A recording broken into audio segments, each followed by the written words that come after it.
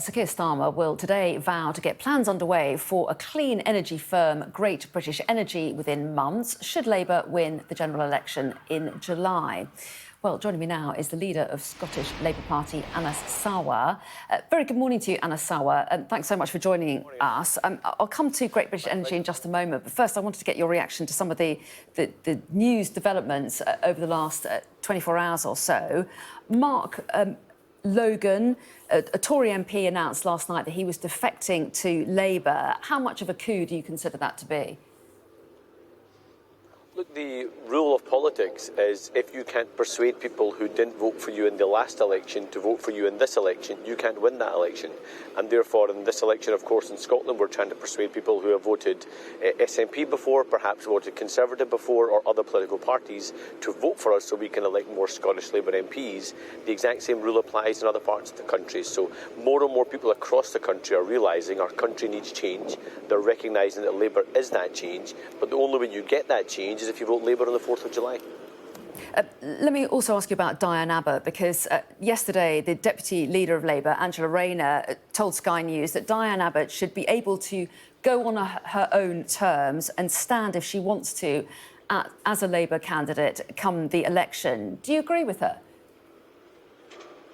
Look, this is, of course, a matter for the NEC around selections in England, and candidates in Scotland are, of course, overseen by the SEC.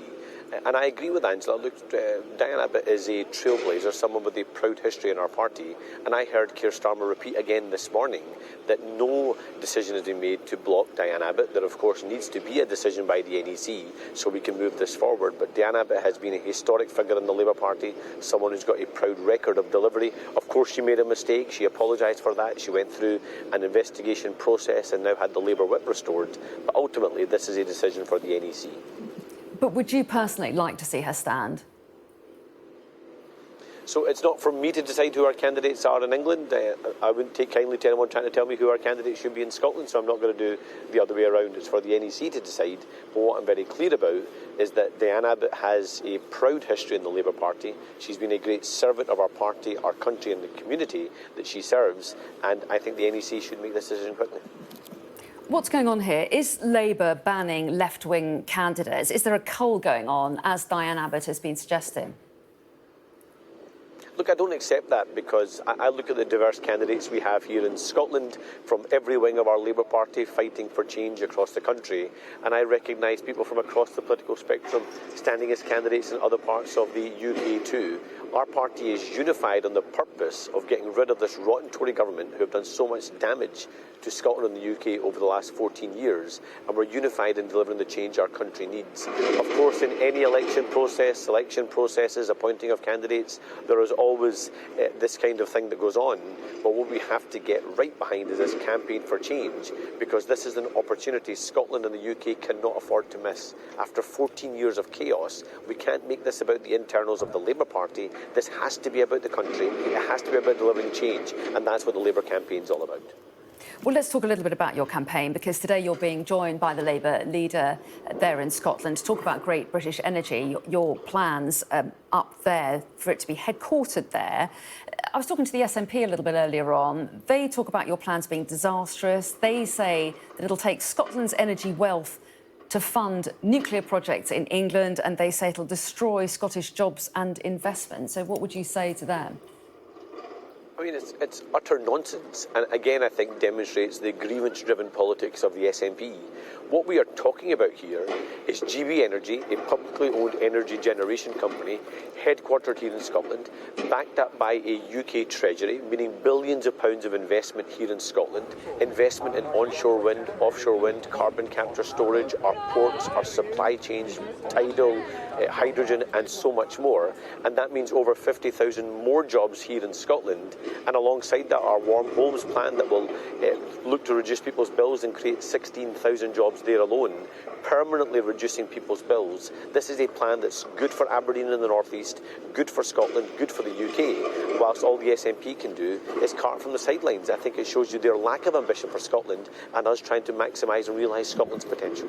Well, you say it'll create jobs, but it will lose jobs as well, won't it? I mean, last week, Sharon Graham, the General Secretary of Unite, said that workers in oil and gas, you're not granting new oil and gas licences in the North Sea, are you, under Labour?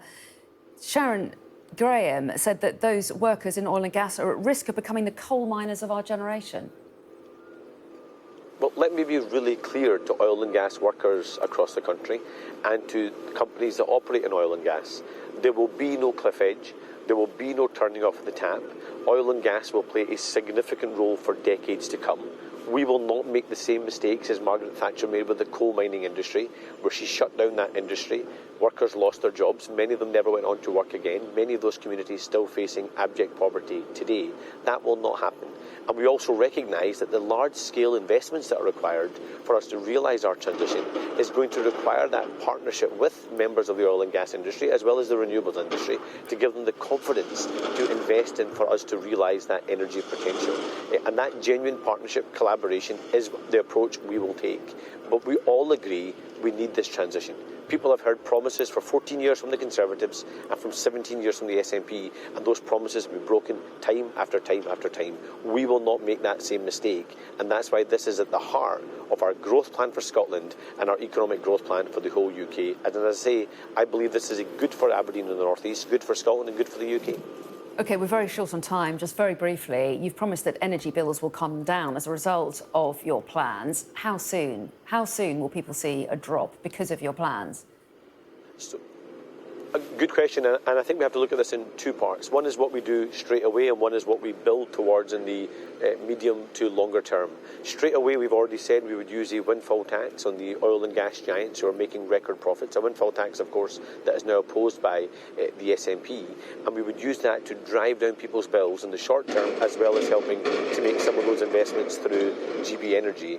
And then through GB Energy and making those investments, we want to bring down the cost of producing the energy, bring that down too, as well as our Warm Homes plan, which is about retrofitting homes to reduce energy consumption. All of that combined means lower bills in the short term, but actually making lower bills permanent for Scotland, so we're not reliant on expensive exports from despotic regimes like Russia. OK, and we'll put those claims to experts throughout the day, no doubt. There'll be a big discussion about it. But Anas Sarwar, we appreciate your time this morning. Thanks very much indeed. Thank you, Anna. My pleasure. Thank you.